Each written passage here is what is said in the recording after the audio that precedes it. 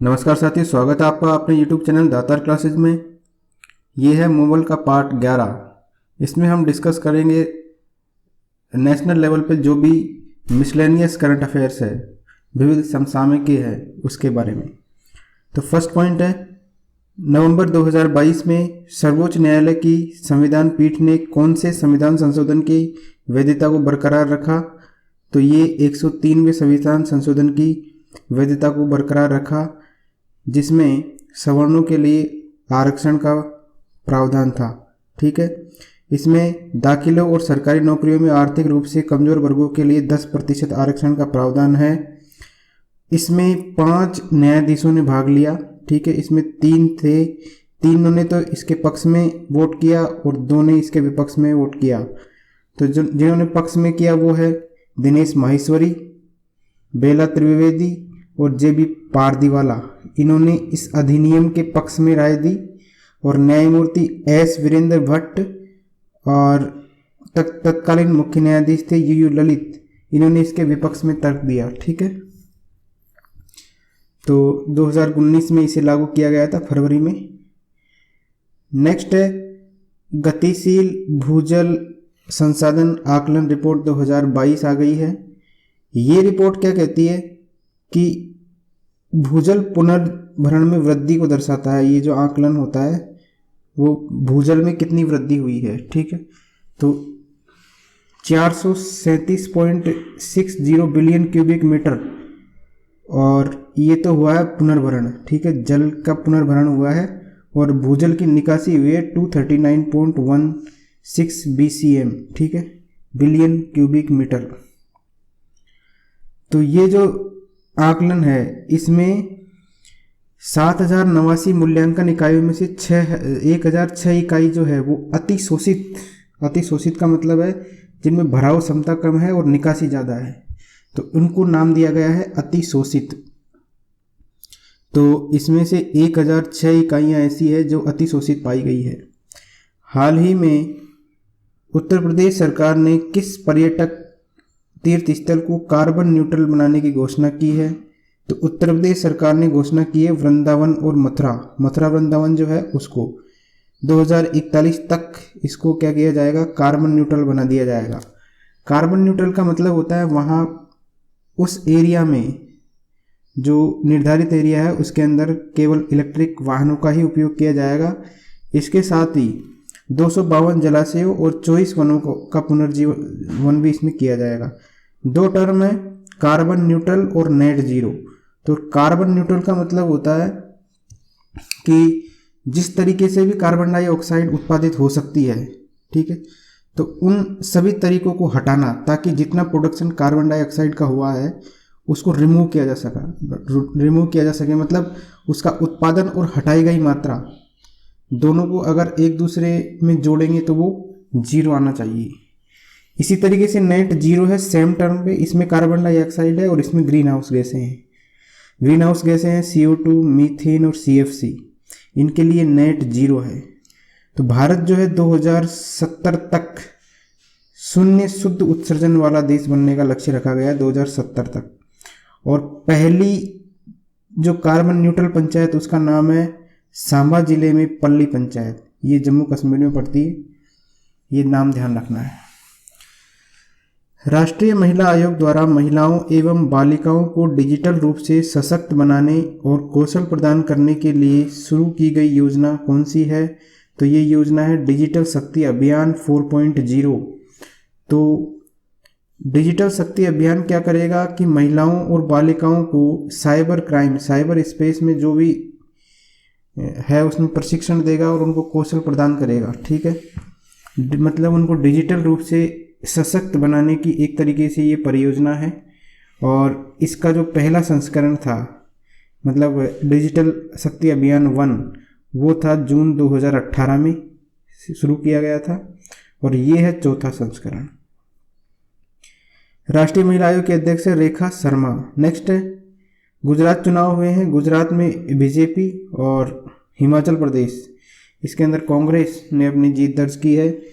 गुजरात में कुल विधानसभा सीटें हैं 182, हिमाचल प्रदेश में है कुल 68 विधानसभा सीटें हैं, गुजरात चुनाव में ये 15वीं विधानसभा चुनाव हुआ था और इसमें 14वीं विधानसभा का चुनाव हुआ था, ये ध्यान रखना है।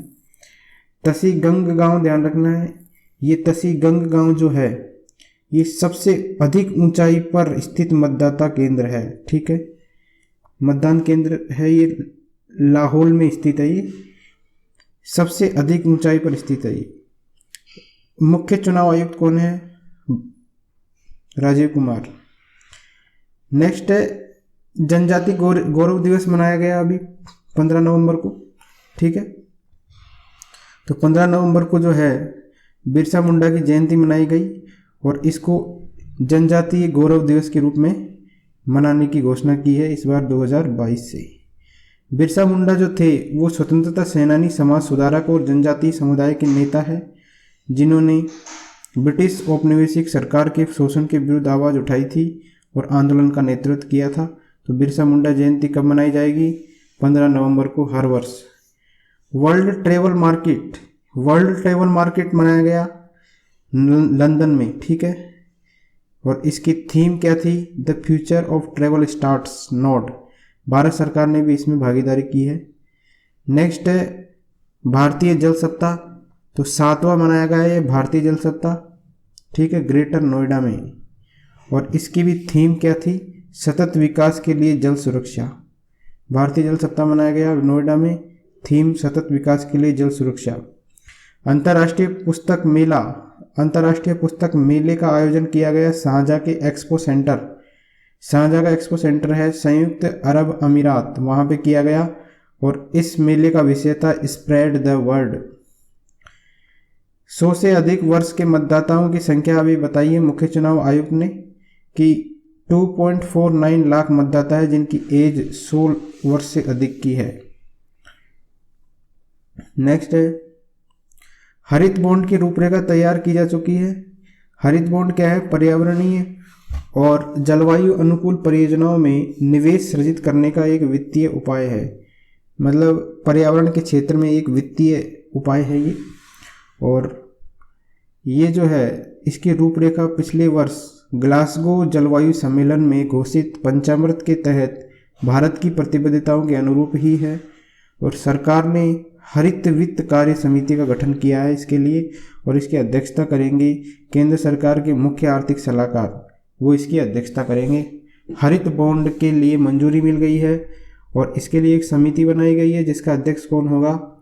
केंद्र सरकार के मुख्य आर्थिक सलाहकार।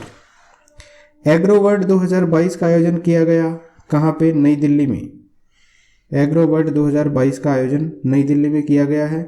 और ये कहाँ किया गया है? भारतीय कृषि अनुसंधान संस्थान पूसा परिषद जो नई दिल्ली में है वहाँ पे। 18वां अंतर्राष्ट्रीय टेलीमेडिसिन सम्मेलन ये कहाँ? कोच्चि केरल में आयोजित हुआ है और इसका विषय था सतत टेलीमेडिसिन और डिजिटल स्वास्थ्य के माध्यम से स्वास्थ्य प्रणालियों को मजबूत करना। तो ये 18वां अंतर्राष्ट्रीय टेलीमेडिसिन सम्मेलन केरल के अंदर, और इसका थीम ध्यान रखना है। बिस्टेक कृषि मंत्रियों की बैठक, तो बहुक्षेत्रीय तकनीकी और आर्थिक सहयोग, इसका फुल फॉर्म है बिस्टेक का। इसके लिए बंगाल की खाड़ी की पहल की दूसरी कृषि मंत्री स्तरीय बैठक की मेज़बानी की भारत ने, ठीक है। इस बैठक में भूटान थे, बांग्लादेश था, नेपाल था, म्यांमार था, श्रीलंका थी और आइलैंड के कृषि मंत्रियों ने बिस्टेक की जो कृषि मंत्रियों की बैठक थी उसमें भाग लिया। पश्चिमी वायु समान कमांडरों का सम्मेलन हुआ नई दिल्ली में और इसके मुख्य अतिथि थे एयर चीफ मार्शल है हमारे अभी वी.आर. चौधरी, वो थे। भारतीय अंतर्राष्ट्रीय व्यापार मेला, ये इम्पोर्टेंट है, ये नई दिल्ली में आयोजित हुआ, 41वां था ये। और इसकी थीम है वोकल फॉर लोकल, ठीक है, लोकल टू ग्लोबल। इस मेले में 29 राज्य और केंद्र शासित प्रदेशों ने भाग लिया था और बिहार, झारखंड और मध्य प्रदेश जो है इसके साझेदार वाले राज्य के रूप में भाग ले रहे हैं और उत्तर प्रदेश और केरल विशेष आकर्षण के रूप में उन्होंने भाग लिया। इसमें मेले में भारत का जो 41वां अंतर्राष्ट्रीय व्यापार मेला जो नई दिल्ली में आयोजित हुआ है उसमें Afghanistan, Bangladesh, Bahrain, Belarus, Iran, Nepal, Thailand, तुर्की, संयुक्त अरब अमीरात और ब्रिटेन सहित 12 देश हिस्सा ले रहे हैं इसके अंदर। गीता महोत्सव का आयोजन हुआ, ठीक है, तो इसमें कुरुक्षेत्र हरियाणा में इसका आयोजन किया गया है, ठीक है। इसमें नेपाल तो भागीदार देश रहा है और मध्य प्रदेश भागीदार राज्य रहा है। गीता महोत्सव का आयोजन कहाँ हुआ है? कुरुक्षेत्र हरियाणा में।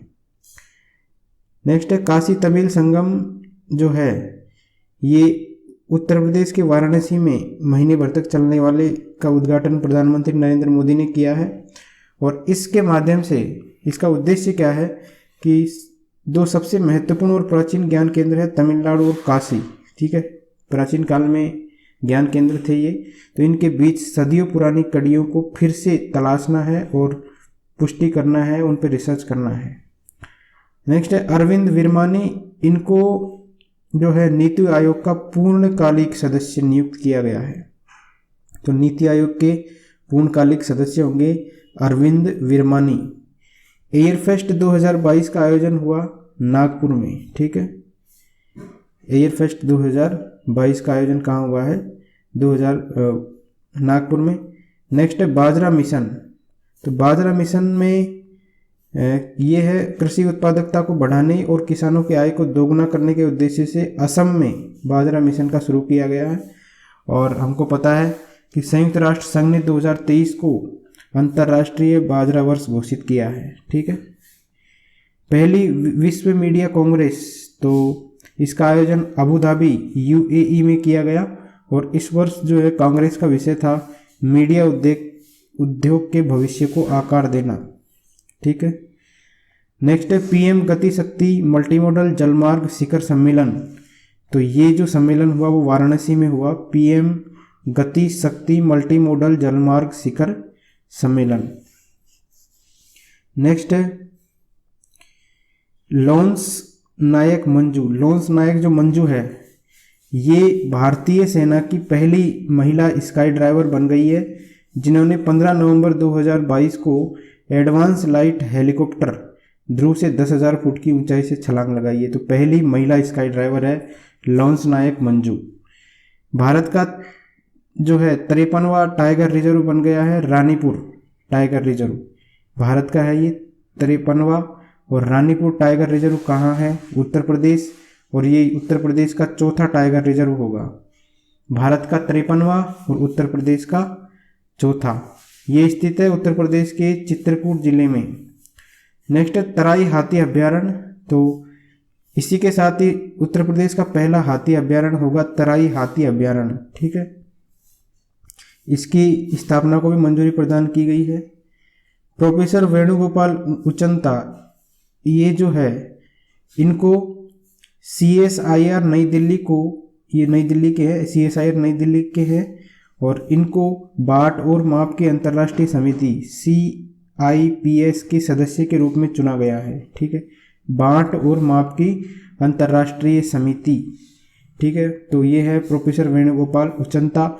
इसमें 18 सदस्य चुने गए थे विभिन्न देशों से, उनमें इनका भी नाम है एक। ये CSIR NPL में कार्यरत है। नेक्स्ट है विश्व बाल दिवस मनाया गया 20 नवंबर 2022 को। इसकी शुरुआत कब से हुई थी? 1954 से, ठीक है। विश्व बाल दिवस की शुरुआत हुई थी 1954 से। तो इसमें जो है अभी गो हम एंड री यूनाइटेड पोर्टल का शुभारंभ किया गया है, ठीक है। नेक्स्ट है कोमेंग हाइड्रो पावर स्टेशन, ये है अरुणाचल प्रदेश का, ठीक है। तो इसको राष्ट्र को समर्पित किया है, जो विद्युत मंत्रालय के अधीन मिनी रत्न विद्युत सार्वजनिक क्षेत्र उद्यम नीपको लिमिटेड द्वारा लागू की गई है। सबसे बड़ी जल विद्युत परियोजना है ये।